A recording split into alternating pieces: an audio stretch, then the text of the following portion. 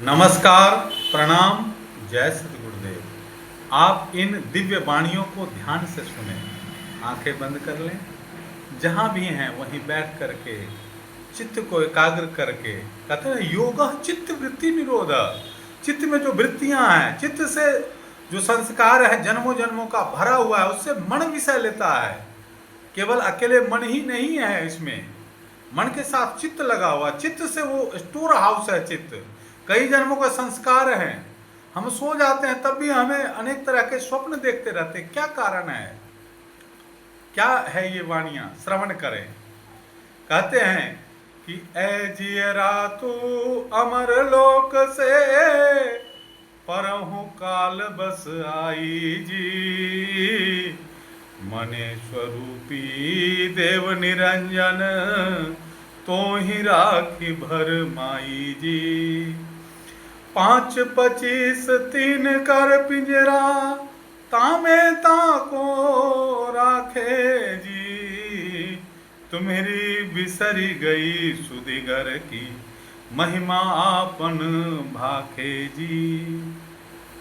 हम लोग का जो निज चेतन घर है उसको भूल करके हम मन के निरंजन के फेरे में काल के गाल में फंस गए हैं। निरंकार है निर्गुण माया तो को नाच नचाया जी, चरम दृष्टि का कुल्फा देकर 84 भर माया जी। चरम चक्षुओं, क्योंकि मन जो है इंद्रियों का स्वामी है और इंद्रियां बहिर्मुखी हैं, तो उन्हीं विषयों में भगाता रहता है। शुभ में अशुभ में, धर्म में अधर्म में, इसी तरह के काम में फंसा करके। और मन से हम कहते हैं कि आप बहुत अच्छे काम कर रहे हैं, दान करिए, व्रत करिए, जप करिए, तप करिए। और प्रभु क्या कहते हैं, स्वरवेद की वाणी क्या कहती है कि ब्रह्म विद्या के बोध बिनु पूजा जप तप पाठ यज्ञ दान व्रत नियम जो, यह सब उकठा काठ, इसका वो फल नहीं मिलेगा जब तक आप ब्रह्मनिष्ठ संत सदगुरु के शरण में नहीं आएंगे। तो जितने भी पूजा कर लें, मन से जप कर लें, दिन भर माला ही फेरते रहें।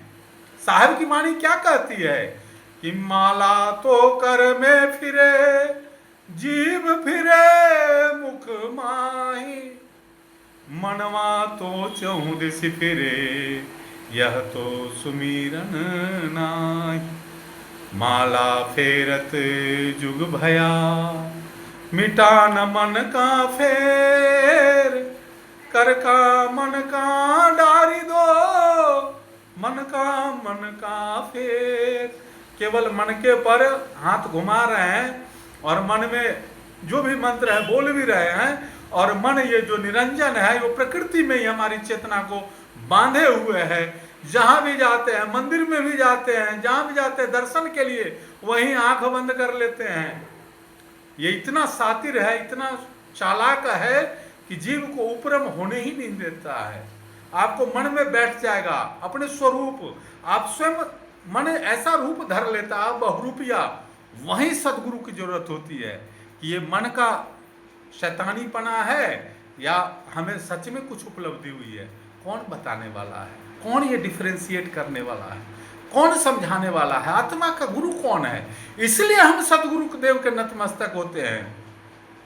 कहते हैं प्रभु कि रे मन ये 2 दिन का मेला रहेगा, कायम न जग का झमेला रहेगा।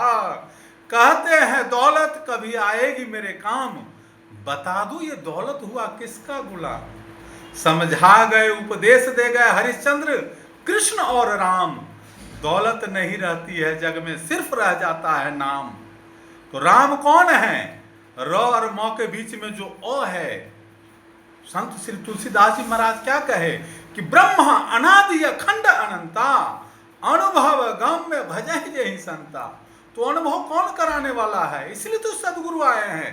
सदगुरु वही होते हैं, सदगुरु ब्रह्म स्वरूप हैं, नर स्वरूप के माही, पारस दे जग जीव को कंचन रूप बनाही। ये जो मन का मैलापन है, जो चित्त में अंधकार भरे हुआ है, अनेक जन्मों के कुसंस्कार हैं, वो सारे नष्ट हो जाएंगे जब सदगुरु विधान से, सदगुरु पर हम पूर्ण आशा रखेंगे, विश्वास करेंगे। उनके चरणों में भक्ति करें, सदगुरु पर पूर्ण दृढ़ता रखना, सदगुरु के गुणों का गान करना और सदगुरु का जो चेतन दर्शन हो जाना, वही तो वास्तविक सत्संग है। और सत्संग के लिए सेवा अनिवार्य है। साधन सेवा प्रथम है, सेवाहीन न ज्ञान। जो सेवा नहीं करना जानता वो क्या करेगा, उसको कहीं कुछ फल नहीं मिलेगा। सेवा ही तो वो फल देता है, सत्संग। और सत्संग से हमें ज्ञान होता है कि सेवा का क्या महत्व है। और जब सेवा में लग जाएंगे, सत्संग में रुचि रहेगी, तो आंतरिक सत्संग, सदगुरु क्या है वो अनुभव करा देंगे। और जब सदगुरु अपना लेंगे, सदगुरु जब आपका बाह पकड़ लेंगे, तो आपको भ्रमित नहीं होंगे, भय और भ्रम से ऊपर कर देंगे। ऐसे हमारे सदगुरुदेव हैं। तो इसलिए हर प्रकार से सदगुरुदेव ये नहीं कहते कि अर्थ नहीं कमाओ। अर्थ का युग है, बैलगाड़ी का युग नहीं है, हवाई जहाज का युग है, इंटरनेट का युग है। लेकिन आज हम सब देख रहे हैं किस तरह की घटनाएं हो रही हैं। इसलिए सदगुरु के प्रति भाव रखें, पूज्य भाव रखें, तभी आप हम काल के गाल से बचेंगे। नहीं तो ये काल तो पल पल सवार रहता है, कब चपेट मार दे, कब फंसा दे जीव को, कब पतन कर दे। हमारा आपका प्राण को हरने के लिए हमेशा ये 24 घंटे लगा रहता है। तो इसलिए प्रभु ही एकमात्र छुड़ावनहार हैं। सदगुरु के चरणों में पूरी भक्ति करें, पूरी निष्ठा रखें, जिससे हमारा आपका आत्मिक कल्याण हो। संसार तो मिलेगा ही, संसार के बाद भी शरीर भी छूटे तो हम सब उस परम धाम की तरफ जाएं, जीते जी उसका अनुभव हो जाए। मरने के बाद तो केवल गति होती है, कौन कहाँ पहुंचा किसको क्या पता है। लोग बताते हैं, हम बहुत सारे जगह गए भी हैं, सुने भी हैं लोगों से, ये जपते रहो अंत में प्रभु आएंगे ले जाएंगे। अरे चेतना हमारी कहाँ है? जपते रहो तो अच्छी बात है, शुरुआत के लिए ठीक है, लेकिन इसी को सब कुछ मान लेना ये कहीं कोई ज्ञानी लोगों का लक्षण नहीं है। जो अध्यात्म के जिज्ञासु हैं, पिपासु हैं, जो अपने आप को जानना चाहते हैं, उनके लिए तो निर्भ्रांत वचन तो कहना ही पड़ेगा, कहना ही चाहिए। तो ये मानवता के लिए अमूल्य संदेश है। और मुझे अपना कोई ज्ञान नहीं, ये जो अनुभव आता है, जो हम स्वरवेद की वाणी पढ़ते हैं, संतों का जो आशीर्वाद है, प्रेम है, वही इस वाणियों में झलकता है। वो संदेश देना चाहते हैं सामान्य सबके लिए।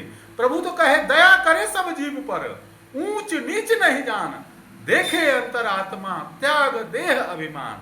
तो ऐसे हम आपको भी बनना है, विराट बनना है, विशाल बनना है। अपनी बुद्धि को संकुचित नहीं, बुद्धि को ज्ञान के प्रकाश से भर देना है, अविद्या से दूर रहना है, मोह से दूर रहना है।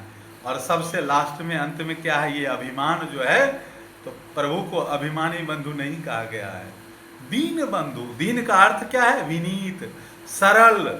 वो कुबेर का सम्राट, कुबेर की तरह धनवान भी होके इतना सहज है, इतना सरल है, ऐसे कोई भी उसको प्रेम से पुकारेगा वही प्रकट हो जाते हैं प्रभु। हमारे तो ऐसे प्रभु हैं, जहां सुमरे तह प्रकटे आई। जब कोई आशा नहीं रहता है, सदगुरु पर ही एकनिष्ठ होते हैं, तो सदगुरु तो अपना पल पल दर्शन देते ही हैं, अनुभव कराते ही हैं। सर्वठाम जस आए, जहां जैसी जरूरत है कर ही रहे हैं। भगवान नारद को बंदर का मुख दे दिए, क्या क्यों दे दिए? क्या वो अच्छा रूप नहीं दे सकते थे? जिसमें उसकी भलाई है, हे नारद तुम्हारी जिसमें भलाई होगी मैं वही करूंगा। स्वयं उनको नारद जी क्रोधित भी हो गए हैं, गुस्से में कुछ कह भी दिए, लेकिन उन्होंने अपने वो सब भी सहन कर लिया प्रभु।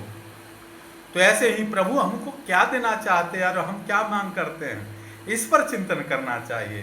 कहते ना, 184 भोग कर पौपर अटका आए, अब की पासा ना पड़े फिर 84 जाए। अरे मानव जन्म अमूल्य है, और उसका क्या देवता दुर्लभ, देवताओं को दुर्लभ है, सब ललायत रहते, क्यों, क्या विशेष है? इसी पर चिंतन करना चाहिए। इसी बात को भीतर से सोचिए, विचारिए कि हमारे सम्राटों के सम्राट, हमारे सदगुरुदेव शहंशाहों के शहंशाह, परम पिता परमात्मा के साक्षात ब्रह्म के स्वरूप, और तब हम इधर उधर भटके हैं, क्यों भटकेंगे? तो यही मन का रंजन है, मन ही भटकाता है। इसलिए हम सब स्थिर हों, एकनिष्ठ हो जाएं, और सदगुरु की कृपा सब पर है। जो भी प्रेम से आएगा जो भी श्रद्धा से आएगा, जो भी भरोसा करके आएगा, प्रभु किसी का कभी भरोसा नहीं तोड़ते। तो आज के लिए इतना ही। बने रहिए हमारे साथ। जय सद्गुरुदेव। हमारा आपका सबका भला हो, पूरी मानवता सदगुरु के सिद्धांत को समझे, जाने, विश्व में प्रचार हो, इसलिए सदगुरु आए हैं।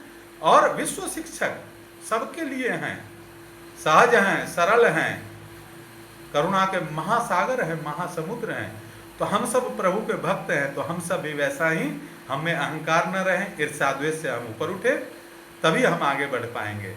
जय सद्गुरुदेव, जय सद्गुरुदेव। धन्यवाद।